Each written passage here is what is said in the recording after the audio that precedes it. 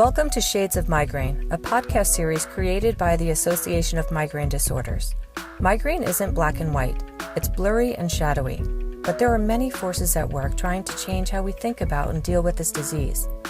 We hope you'll enjoy listening to a wide variety of voices, including the perspectives of both people living with migraine and those that are trying to help.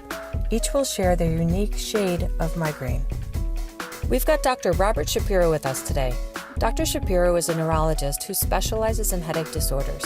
He's also a professor of neurological sciences at the Lerner College of Medicine at the University of Vermont.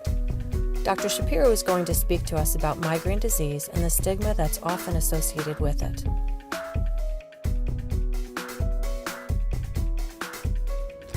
The word migraine invariably and instantly evokes the word headache. And the word headache actually has several different meanings, but the two principal meanings are pain in the head, that is a medical problem, and then the other meaning is vexation or worry or concern or annoyance. And in looking at the likelihood that someone is going to respond as a medical problem versus annoyance, it's more likely that people are going to hear the word headache and think of annoyance than pain. And this means that when they hear the word migraine, they're more likely to evoke that this is not a concerning problem necessarily. It's one that's an annoyance. Both the words migraine and headache are used in common usage as a metaphor for something that's annoying. So migraine actually comes from a Greek word called hemicrania, which means half head. And the reason for that is that migraine unaccountably, we don't have an explanation for it, typically occurs as a pain on one side of the head or the other.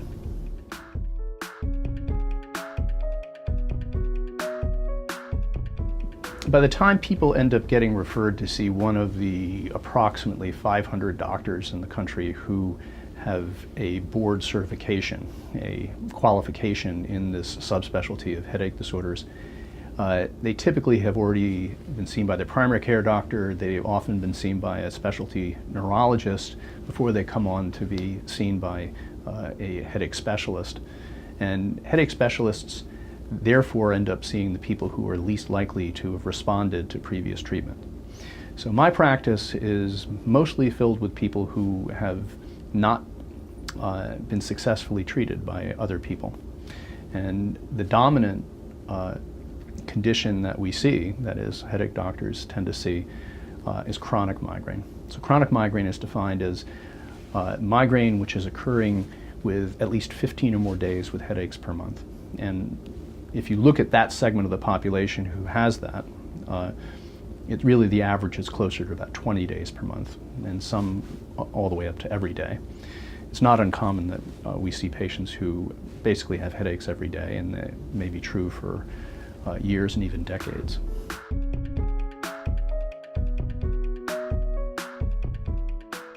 The nature of chronic migraine is that it has a very, in typical form, will vary from day to day, from hour to hour, and in general it's sufficiently disabling that people will lose a tremendous amount of functional time. People who have chronic migraine on average will lose 10 days of work to absenteeism, that is, that they don't show up to work.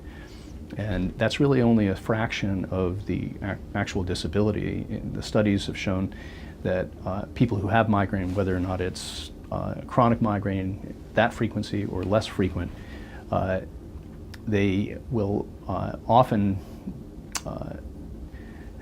have to show up to work and actually work less effectively than they'd like to or their employers would like to.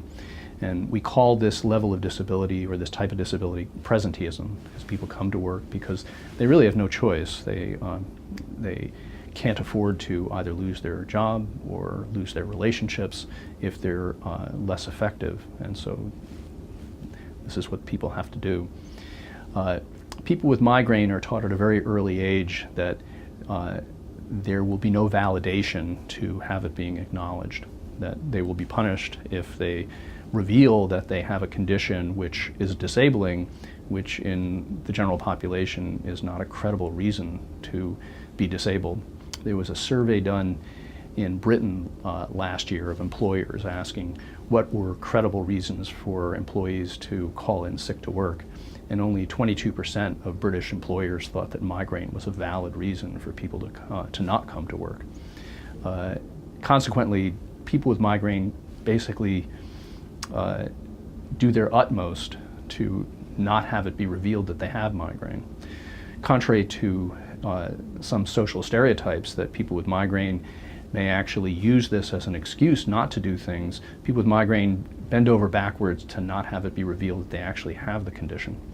I have a patient who is not much younger than me, whose earliest memory at age 4 was her mother saying, "Whatever you do, never tell anybody about your headaches or no one will want to be your friend." So you imagine this condition, which is one of her earliest memories, carried forward all the way through adult life, for her to understand that if she actually reveals to anybody the thing that's burdening her, that she will only be burdened much more.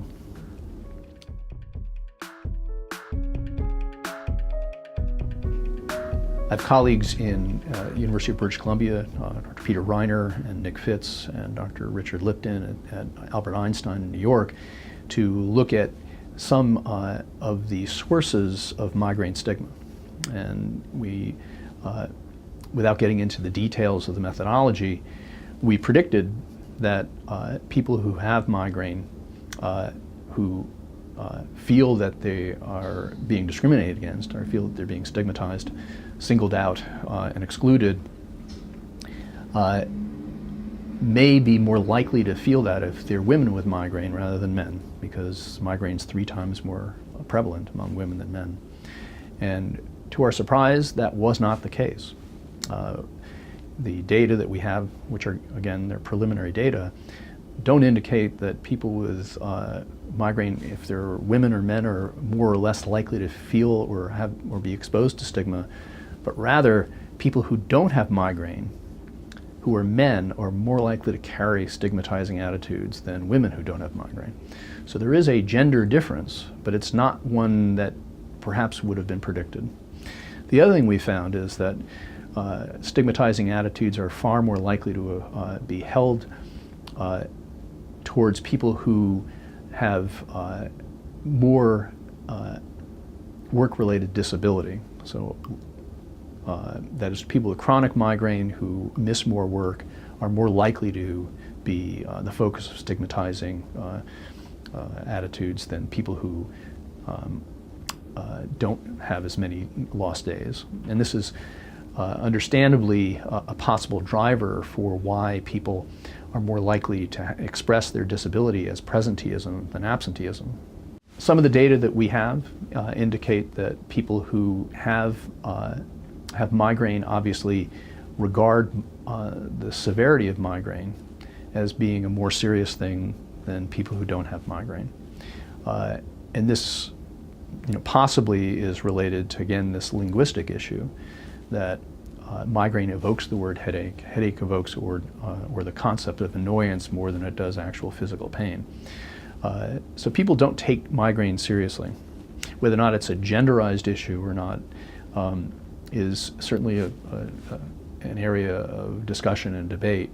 But our data suggests that while it's genderized, it's not that women are more likely to be feeling the brunt of this stigma more than men with migraine. But for example, in our stigma study, we created a vignette and asked people's impression of the vignette, which had the same essentially level of disability caused by different episodic disorders. And the episodic disorders we chose were migraine, panic disorder, epilepsy, and asthma.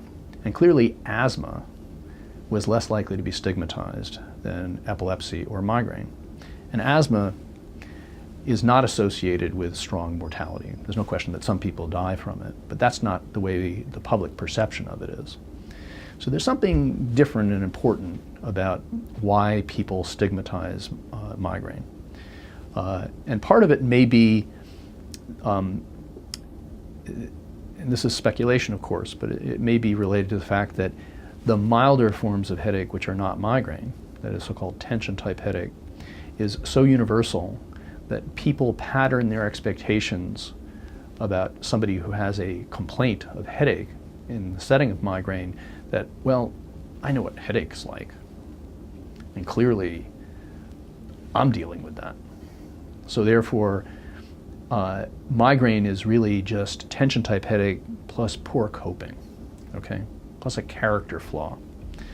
And this is really a terribly unfortunate misunderstanding.